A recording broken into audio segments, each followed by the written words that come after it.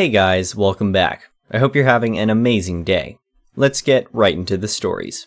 The first story is titled, Entitled Mom Steals OOP's iPad and Demands to Let Her Kid Keep It. Hello y'all, long-time lurker, first-time poster. My boyfriend's power's out, so I have no one else to vent to, so please listen to my tale of woe. I work at a car dealership as a receptionist, one of my duties being greeting customers when they enter. I'm a professional artist on the side, and I've been busy with some commissions lately, so since it's not busy at the dealer, I started working on my iPad mini. It's old, and I'm working on upgrading, but I currently can't afford to, so I live with it despite the battery life being really short, and I have to basically keep it plugged in at all times. During my lunch, I was in the waiting area doing more work when a kid, a little girl no older than 4, came up and watched me work. This happens a lot when I draw in public, and usually the kids just ask a lot of questions. But this NG, nice girl, was very quiet and just had a look of amazement, so I just let her be. Her mother, the EM in the story, was nearby at a salesman's desk working on purchasing a new car, which is a long and no doubt boring process. The salesman working with her walked away, which at my dealership they do very often to retrieve paperwork, talk to the sales/finance managers, etc. She looks over to me and her kid and asks her, "What are you looking at?" Her kid points at my screen and says, "She's painting puppies." I was working on Twitch emotes of a streamer's dog. I sort of show my screen to EM and she then asks her kid if she wants to draw, which the girl excitedly said yes. I expected EM to pull out a paper and pencils, or at least ask me if I can get some for her too. But she just looked at me expectantly. When I realized she was waiting for me to hand her my iPad, I said, "Oh, she can't use mine, but I can get her a notepad and pens." But apparently that wasn't good enough. She sighs and says, "Just let her draw a little bit. I'm almost done here anyway," which I knew for a fact wasn't true. They were waiting on bank approval for a loan, which can take anywhere between 5 to 30 minutes. And even then, they'll be here longer for finance paperwork, detailing, etc. I start to explain that this is part of my work, and she scoffs, saying I'm just doodling puppies, and it was selfish that I wouldn't let NG doodle on my device too. Poor NG was just looking at her hands, looking quite embarrassed. I then pretended my lunch was over and got up to spend the rest of my lunch at my desk. I couldn't see her behind a huge truck on display, but I can hear her grumble to NG about who knows what. Whatever. Pretend like I didn't hear so I don't mess up the sale for my coworker. Sometime later, Nature called me, and I got up to use the restroom. I left my iPad on my seat so it'll stay plugged in, and put a notepad over it to try to cover it up somehow. My desk is a wide crescent shape with no drawers to keep my things safe, so this was the best I could do to somewhat hide it. I was in the restroom no longer than 3 minutes, but when I got back, only my charger remained. My iPad and Apple Pencil were gone. I looked over to the lady, who had her large purse suspiciously in her lap now instead of on the floor beside her chair like it was before. I was panicked because a lot of my work is on that iPad that I needed. I went to my sales manager, SM, and told him the situation. He told me he would take care of it, but to be patient for now. I went back to my desk full of anxiety and my stomach doing backflips. SM went to the desk where EM was to work out the deal. They're far enough that I can hear their voices, but not pinpoint what they're saying. But I did hear her eventually yell, "How dare you! I would never steal! Do you want to lose this sale?" I immediately got up and went over behind the lady so SM could see me, but she couldn't. He tells her he understands, but my iPad went missing and he wants to make sure no one currently in the building has it. That's when I remembered the Find My feature on all Apple products. My iPad was connected to the dealer's Wi-Fi, so I pulled out my iPhone and pressed play sound for my iPad. Her purse started dinging. She tried to play it off as if it's her ringtone, and SM stared at her, as if daring her to answer it. Thing is, with the play sound feature, if I keep pressing it, it will keep pinging. I made my presence known and told her to give my iPad back. That's when she stopped playing dumb and just said, "Just let NG have it. Her birthday is coming up and I can't afford a present for her since I'm getting this car." SM said he was happy to cancel the deal so she can instead buy a birthday present for her child, and to return my iPad or he'll call the police. She practically threw my iPad at me, where it hit me in the gut, and took NG from the waiting area to leave. Poor thing looked at me with the most apologetic look on her face before leaving with her mother. SM might have helped me, but he's not exactly the nicest person. From now on, I'm not allowed to bring my iPad to the dealer. I have to either leave it in my car or leave it at home. Whatever. EM took my Apple Pencil with her since she left in a hurry, so I'm gonna stop by the Apple store after work to get a new one. But until then, I'm stuck with my pens and notepad. Update. Hi all. It has been a stressful and anticlimactic week. I came back to work on my day off on Monday to talk to the police. EM apparently doesn't live in the country. She came here to try to buy a car that isn't available in her area, so they had to reach out to the police department there to talk to her. They took my info and told me to fill out a police report online so they can get started, which I did. The next day, the shooting in Texas happened. Rest in peace, those little angels. So, the police assigned to my case deemed it not important enough and placed it on hold to do a 2-day shooting drill that commenced the following day, Wednesday and Thursday. I finally got word back yesterday, on Saturday, that the EM has been contacted and told to either give the pencil back or be charged with theft. I don't know what her reaction was, whether she went to the police or they went to her, or what kind of conversation they had, but I do know she handed over the pencil. 2 of her country cops just came into the dealer a few moments ago and gave me my pencil. They then told me that next time, if I can do it myself, then confront the EM myself, and I was capable of doing so because of the info we had of her. However, they did say that they can proceed with the charges for theft if I wish to do so, but say I should think about her child and that she returned the pencil anyway. Honestly, guys, I don't want to make this political, but at this point, I was exhausted and did not want to deal with the police or anyone in the legal system further.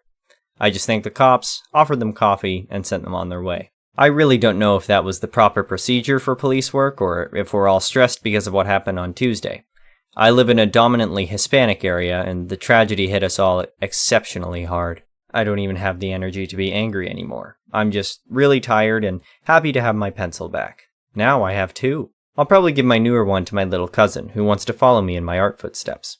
She doesn't have an iPad, but her sister does, so maybe she can let her use it on it. I don't know. I wish I had a more juicy and righteous story about how EM was arrested and paid me money because of a stupid decision she made, but the tragedy humbled me to my core. All I have to say now is, take care of yourselves. I love you, and thank you for reading. The next story is titled, Burglar Calls the Cops Because the Homeowner Wasn't Doing Things Right.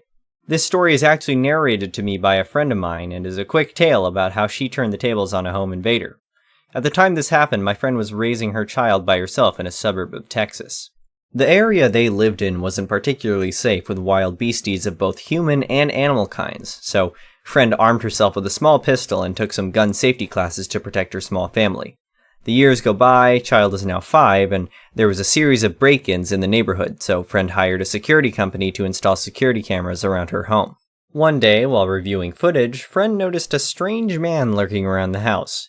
He seemed to wander around a bit and then wandered away, so friend shrugged and carried on with her day. Nothing to worry about, right?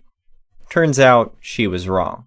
A few days later, friend was working in her home office and saw the same guy walking down her driveway, opened the gate, and entered her backyard. Friend realized the kitchen door was open. Child was playing in the living room. Friend grabbed her gun from her purse and ran to the kitchen, and got there as the guy calmly walked through her back door. Guy sauntered in, looked around the room, to see friend standing there with her gun pointed at him. Guy froze. Friend, who the duck are you, and why are you in my house? Guy gulped, grabbed his phone, and dialed 911. Help! I'm standing in this kitchen and some crazy idiot has a gun pointed at me. Friend was stunned, but didn't put her gun down while calmly telling child to go play in their room, then stood there, not moving while staring down the guy, who refused to leave. Guy, you're gonna get it when the cops show up, idiot. Friend, you are in my house. Get the duck out. Guy actually stayed standing there until the police came into the kitchen. Guy saw the cops and started screaming, "Arrest her! She's crazy! Look, she has a gun on me!" Friend put down her gun and started shaking. This is my house. You broke in. Cops stopped and stared, looked at the guy. You broke in? Guy, well, her door was open and she pulled a gun on me. That's not how it works. Arrest her for having a gun. Friend, I have a license, and this is Texas, you idiot. Cops arrested the guy, who was still howling how friend didn't do it right. Apparently, she wasn't a proper victim, LMAO. Friend gave the cops a copy of the video of him sniffing around earlier in the week. She never heard anything back from them, so she figured he went to jail. The next story is titled, Entitled Business Owner Can't Use a School Computer and Loses His Only Chance to Get His Work Done. I was at the university before the semester started, working out some stuff for my classes. There was a line to see an advisor, and I'd been waiting in it for over an hour before I got to the front desk. While I was at the front desk, a man walked in and approached. He was told there was a line to see an advisor and to get in the back of it. At this point, dude looks at the man behind the desk and says, "I don't need an advisor, I just need the password to use the library computers." He's told that he can sign in using his student email and password. Lo and behold, he's not a student. "I'm a business owner, and I have accounts to handle and need a computer to do that. Blah, blah, blah." They tell him that unfortunately he's not a student and won't be able to access the school computers. He's super entitled, refuses to listen, and keeps insisting they just give him a random username and password so he can manage his accounts. At this point, I've been waiting open-mouthed for him to give up and go away since I've been waiting and it's my turn. He's still not listening, so I kindly decide to reiterate that non-students can't use the computers.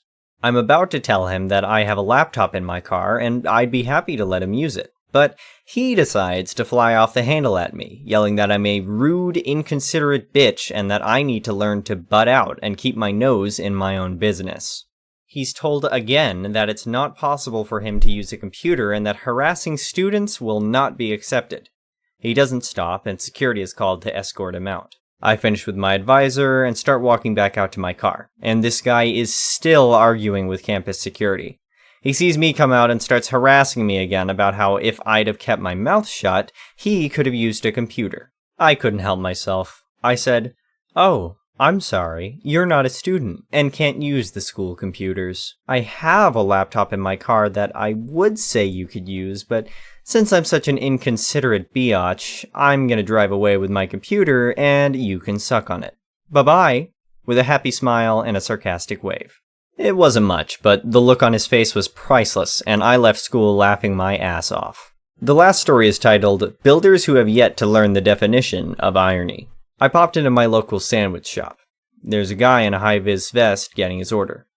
As I reach the bread selection, he greets his friend, also in high-vis, who walks in the door. Very quickly, he jokes about having his Park Anywhere lights on. True enough, the big white van is parked directly outside of the shop on the road, and in the bus lane. The road is narrow, which is why there are many parking spots, and a car park, but this guy has still parked on the road in the way. They exchange some colorful language between them, complaining mostly about work as I make my order. I've ordered the kids' meal by this point, and the guy now behind me is agitated. He makes some comment about getting back to work. I ignore him. He gets a bit too close, leaning on the divider next to me. So I slow down, suddenly considering all my options.